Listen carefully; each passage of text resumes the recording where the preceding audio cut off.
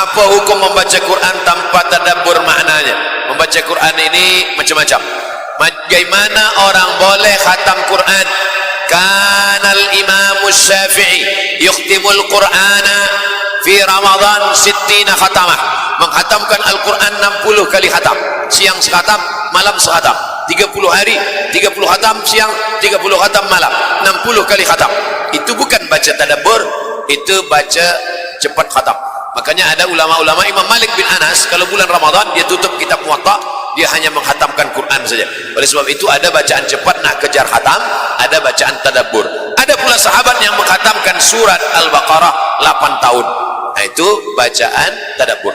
Nah, jadi kita ada dua, nak baca tadabbur, baca pelan. Nak baca kejar khatam, maka kita baca cepat, karena yang ingin kita cepatkan adalah nak mencari khataman. Boleh tak kalau kita baca khatam di waktu yang lain kita baca tadabbur, ya? Dia tetap baca khatam dari maghrib ke isya, dia baca khatam cepat satu juzuk. Selepas itu dia baca Quran dengan baca tadabbur, baca dengan tarjamah, satu kata satu-satu. Ini baik sekali. Baca asbabun nuzulnya apa, baca pula dalam itu ada masalah fiqhnya, apa kata mazhab Syafi'i, apa kata mazhab Hanafi. Baca tafsir Ibnu Katsir, baca Ibnu Katsir, sebab ini jauh daripada Israiliyat, tak ada riwayat-riwayat yang maudhu'. Baik sekali. Bolehkah membaca melakukan Quran semata-mata ingin mendapatkan habuan dunia? Riya namanya. Kalau dia baca seorang, dia baca cepat aja. Bismillahirrahmanirrahim. Subhanalladzi asra bi 'abdihi lailan minal masjidil haram. Tapi kalau depan orang banyak, subhanalladzi, entah kemana-mana. Hilang pula tajwidnya. Iyyaka na'budu. Rusak tajwid. Memaksakan lagu masuk ke dalam ayat, maka tak boleh. Sebab itu ada bayati, soba, sika, nahawan, jaharka, ras, hijaz, husaini, tapi mestilah sesuai dengan tajwid, idgham, qalqalah, gunnah, bila gunnah. Belajar kepada yang kepakaran dalam bidang ini. Khairukum man ta'allamal Quran, man talaba ilman mimma yubtagha bihi wajhullah. Siapa yang menuntut ilmu yang mestinya mencari ridha Allah, tapi dia tuntut ilmu hanya ingin mencari dunia, maka kata Nabi, lam yajid irfan minal jannah, dia tak akan mendapatkan bau surga. Na'udzubillah. Mudah-mudahan kita ikhlas kerana Allah Subhanahu wa ta'ala.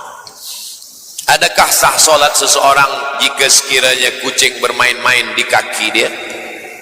Kucing termasuk binatang yang disebut dengan tawafun. Tawafun diambil dari kata tawaf. Tawaf artinya lalu lalang. Orang yang tawaf berkeliling. Binatang ini disebut tawafin, binatang yang lalu lalang. Ada air minum dijilat oleh kucing, maka boleh diminum airnya, dia tidak najis. Makanya di dalam Islam binatang ini. Tapi ketika dia maaf, kucing ini sakit perut pula. Kucing mestinya makan nasi, dia makan durian, sakit perut, ada najis. Kemudian kita sedang sembahyang, najis yang di badan itu mengena dan kita tahu pasti, maka batal. Sebab apa? Sebab najisnya. Adapun dia lalu, adapun dia ini, maka kalau dia suci, dia bersih, jangankan bulunya itu, sedangkan air liurnya pun masuk ke dalam tempat air minum, tidak merosakkan air minum. Beza dengan anjing. Idza walagal kalbu fi ina'i ahadikum, kalau ada anjing menjulurkan lidahnya ke tempat air minum kamu, fa ahriquha, maka kamu buang semua airnya, lalu kemudian bekas itu disawa dengan 7 kali air tanah yang baki dengan air yang suci. Nah, begitulah Allah mengajarkan kita mana yang boleh, mana yang tak boleh, mana yang najis, mana yang tidak. Berapa jarak yang boleh qasar salat? 89 km. Kalau susah nak ingat 89, ingatnya 90. Bulatkan jadi 90. Di mana kami boleh tengok ini? Al-Fiqhul Islami wa Adillatuh, Syekh Wahbah Zuhaili. Islamic Jurisprudence and Evidence. Sudah diterjemahkan ke bahasa Melayu. Yang pertama menterjemahkan Al-Fiqhul Islami wa Adillatuh, Malaysia. Sudah terjemahkan. Tengok. Adakah ukuran 48 batu Hashimiyah sama dengan ukuran batu sekarang? Saya tak tahu. Saya hanya tahu kilometer saja. 89 kilometer. Apa perbedaan antara khunsa dengan mukhannas? Kalau khunsa kalau dia lahir, maaf, beribu maaf. Khunsa kalau dia lahir, alat dia 2. dia punya dua, satu lelaki satu perempuan. Mana na'udzubillah, mana tahu takdir qadarullah. Bila tuan punya anak lahir alat dia dua, maka tak boleh kita pastikan dia lelaki atau perempuan. Tunggu dia sampai dewasa, tunggu dia sampai sampai haid, sampai period, sampai mens. Setelah itu baru kita tanya dia baik-baik, kau ni lelaki ke atau perempuan? Kata dia, aku ni lelaki, maka ditutup yang alat perempuan itu. Kalau kata dia, aku ni perempuan, maka dibuang yang lelaki itu. Jangan manakala kita kecil kita tengok dua lalu kita ambil kesimpulan, oh ini nampaknya aku lebih senang anak perempuan lah, anak lelaki aku tak suka, kemudian dibuang. Nanti setelah dewasa kita tanya, kau lelaki ke perempuan? Aku lelaki. Dia dah buang, tak boleh pasang balik. Oleh sebab itu maka mesti tanyakan kepada doktor medikal yang paham tentang masalah ini. Setelah dia 100% yakin bahwa aku lelaki, baru tutup yang perempuan. Kalau dia katakan aku perempuan, baru buang yang lelaki. Itu kalau namanya khunsa. Dalam fiqh dibahas ini, ada namanya khunsa wadih yang jelas, ada namanya khunsa muskil yang problem. Sedangkan mukhannas dia lahir sebagai lelaki, cuma satu, maaf, dia cuma ada zakar lelaki, tapi kemudian selepas dia remaja dewasa dia macam perempuan. Ini namanya mukhannas. Mukhannas ini sampai mati tetap lelaki, kerana kaedahnya man lahu zakarun fahuwa muzakkarun. Siapa yang punya zakar maka dia lelaki, walaupun dia melambai berjalan. Zaman Nabi ini sudah ada yang mukhannas, ini sudah ada zaman Nabi. Maka dibawalah seseorang menghadap Nabi.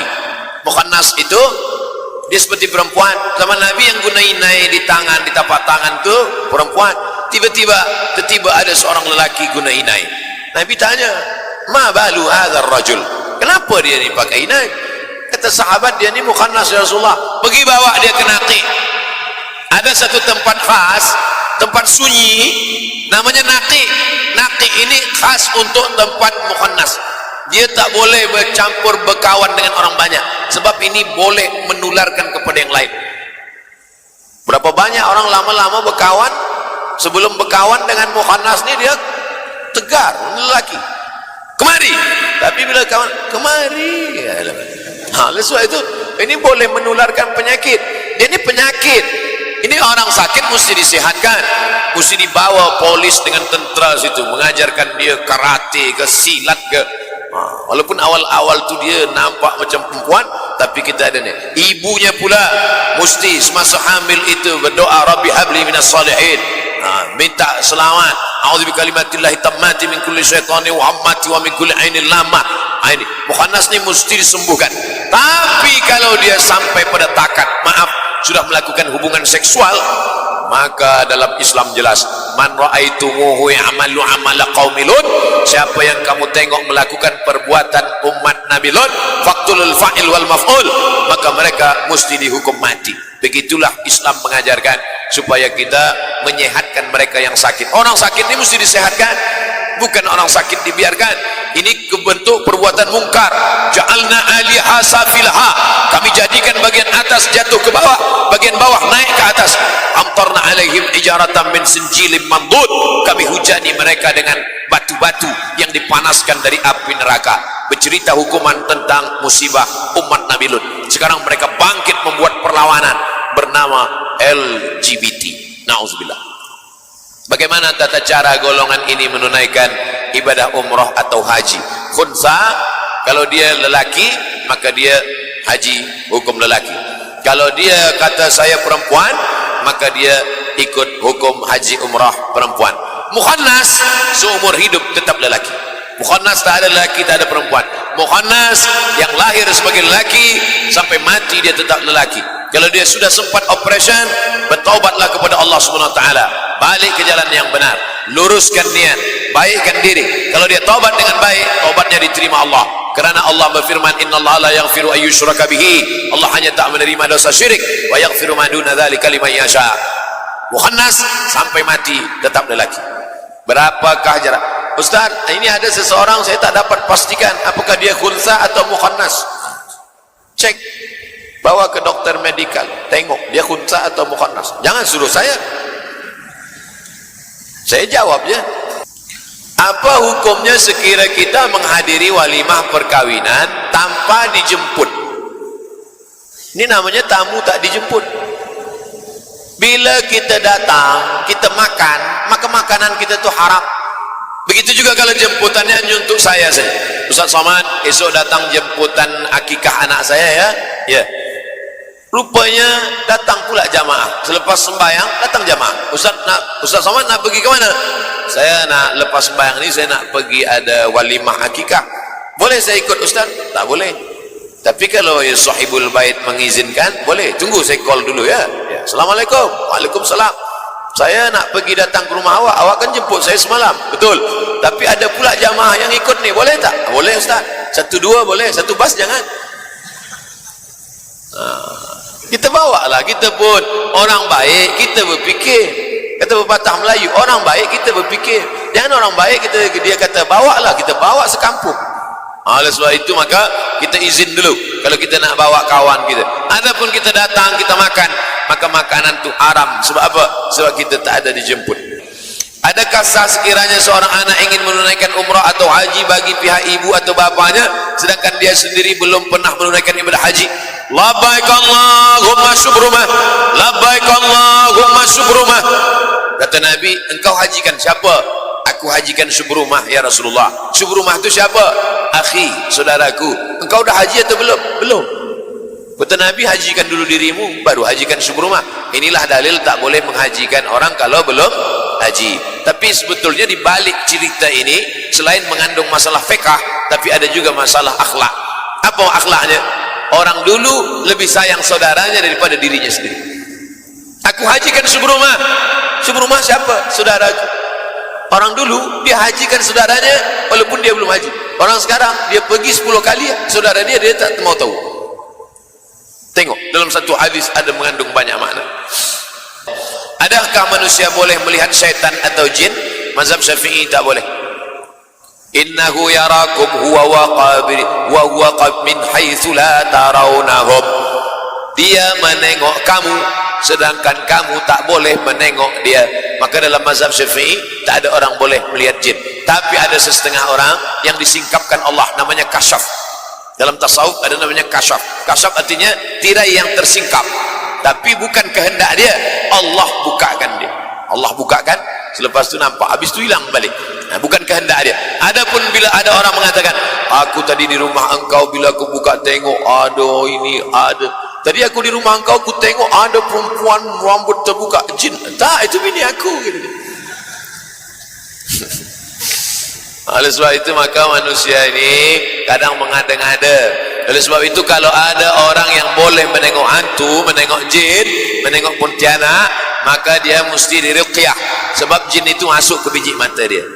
Jin masuk ke biji mata dia, maka jin bukakan, dia pun nampak menengok. Kalau dia boleh berkehendak dengan kehendak dia, tapi kalau dia ternampak lepas itu hilang, maka boleh jadi Allah singkapkan, karena Allah ingin bagi tahu, karena Allah ingin macam-macam.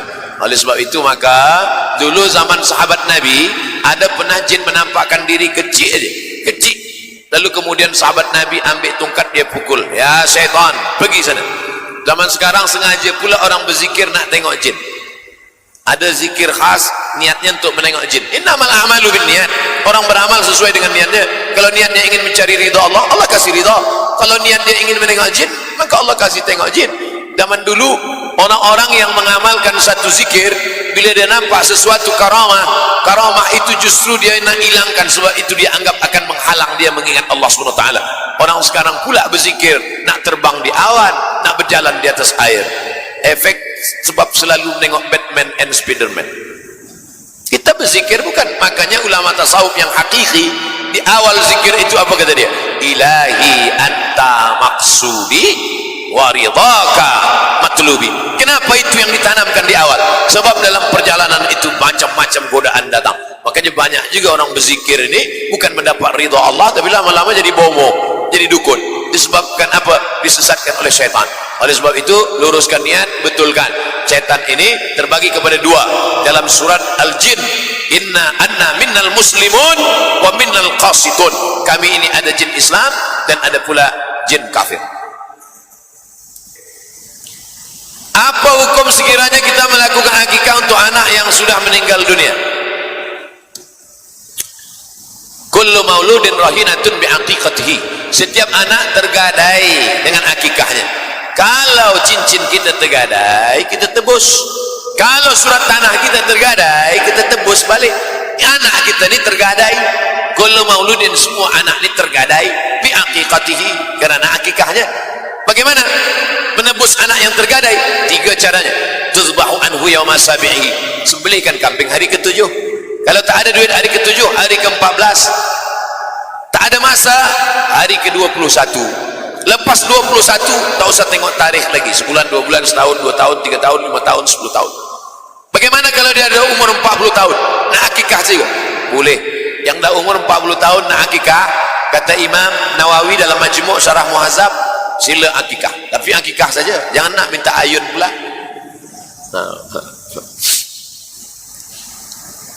Tulbahu anhu yawma sabi'i. Sembelihkan kambing hari ke-7. Yu'laqu, cukurkan rambutnya. Wa yusamma, kasih nama yang elok-elok. Seelok-elok nama, nama mengikut Nabi. Ahmad, Muhammad, Toha, Yasin, Masya Allah. Sultan Ahmad Shah, Masya Allah. Nama elok-elok, baik-baik. Nah, ini kita pakai nama yang baik-baik. Lalu kemudian apa? Bagaimana kalau dia meninggal dunia? Maka yang meninggal dunia diakikahkan, akikahnya sampai, terhitung sebagai sedekah. Bagaimana seorang anak mengakikahkan dirinya sendiri? Boleh. Mana dalilnya? Aqa'an nafsihi ba'dama bu'itsa nabiyyan. Nabi mengakikahkan dirinya selepas dia jadi nabi. Masalah akikah setelah dewasa ni ada saya tulis dalam buku 37 masalah popular. Akikah setelah dewasa. Ada juga saya tulis di blog. Boleh cari di internet. Somat Morocco, www.somatmorocco.blogspot.com. Like and share. Yang manakah lebih afdal, salat jamaah takdim atau takhir? Tengok dulu. Masalah takdim takhir tak ada afdal tak afdal.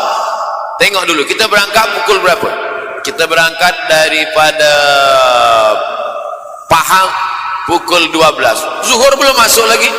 Maka kemudian insya Allah akan sampai di tujuan pukul 5 petang. Nah, maka kita jamaah takhir. Beza jamaah takdim dengan jamaah takhir bukan masalah afdal mafdul, bukan masalah afdal tak afdal. Bezanya adalah kalau jamaah takdim dia mesti mualat. Mesti mualat tu mesti zuhur dulu baru asar. Tapi jamaah takhir la yustaratu fihil mualat. Dia tak ada berurutan. Jadi kalau jamaah takhir ada orang buat zuhur dulu, sah. Sebab apa dia buat zuhur dulu? Sebab dia hormati waktu zuhur baru waktu asar. Ada pula yang buat asar dulu. Sebab apa dia buat asar? Sebab solat zuhur menumpang di waktu asar. Zuhur dulu boleh, asar dulu boleh. Tapi kalau kita jadi imam, kita bagi tahulah makmum kita jamaah takhir nih, maghrib dulu. Jangan sampai kita maghrib makmum pula isya. Lepas tasyahud awal kita tegak balik. Kata makmum di belakang, aku sangka kau isya. Sebab itu beritahu jamaah takhir maghrib. Apa hukum memberi menjawab salam? Berjabat tangan ketika khatib sedang khutbah. Assalamualaikum Tuan Haji. Waalaikumsalam. Idza qulta li sahibika ansit, kalau kau katakan kepada orang di sebelahmu ansit, diam, faqad laghauta, maka kau sudah melakukan perbuatan lagha. Wa man lagha fala jum'ata lah. Siapa yang melakukan perbuatan lagha maka tiada jum'ah baginya. Khatib boleh berbicara kepada jamaah. Mana hadisnya? Nabi berkata, datang seorang sahabat masuk ke dalam masjid, dia terus duduk. Kata Nabi, qum fasalli rak'ataini. Orang yang datang, tegak, salat sunat 2 rakaat. Itu dalil khatib boleh berbicara kepada jamaah. 2, jamaah boleh berbicara kepada khatib. Mana dalilnya? Nabi sedang khutbah. Manakala Nabi sedang khutbah di atas mimbar, datang sahabat orang Arab Badui di pintu. Ya Muhammad, halakatil amwal. Wahai Muhammad, harta kami dah hancur, lembu unta kami dah mati, kebun kami kering, doakan supaya turun hujan. Nabi angkat tangan. Apa kata Nabi? Aghisna, aghisna, aghisna. Turunkan hujan, turunkan hujan. Selepas khutbah Jumat, Nabi solat Jumat, sahabat balik basah tanah kota Al-Madinah. Bukan istisqa, tapi minta hujan dalam khutbah Jumat. Yang tak boleh itu berbicara antara sesama jamaah. Adapun datang mengucapkan salam, bermusafahah, maka tidak masuk dalam perbuatan lagha. Tapi selepas itu kalau dia bercerita, man la'ibal hasa, coba tengok ilatnya di situ adalah lagha, sia-sia, sedangkan salam tidak sia-sia. Tapi ketika dia berbicara lebih daripada hajat, maka masuk dalam perbuatan sia-sia. Tapi kalau ingin selamat sebetulnya adalah datang ke masjid cepat 5 saat. Siapa yang datang pada saat pertama seperti berkurban seekor lembu, siapa yang datang pada saat pertama seperti berkurban seekor unta, datang pada saat kedua seperti berkurban seekor lembu, datang saat ketiga seperti berkurban seekor kambing, datang saat keempat seperti berkurban seekor ayam, datang saat kelima seperti berkurban 1 telur ayam. Sekarang orang datang lambat, jangankan telur ayam, telur puyuh pun tak dapat. Na'udzubillah. Apa hukum wanita memakai seluar jeans?